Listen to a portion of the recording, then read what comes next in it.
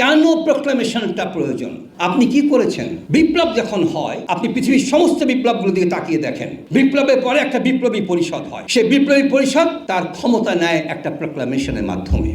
যখন নাকি বিপ্লব হয়, বিপ্লব কিন্তু সংবিধান মেনে হয় না যে আমি সংবিধানের অত অনুচ্ছেদ অনুযায়ী বিপ্লব করছি। বিপ্লব কিন্তু তা হয় না।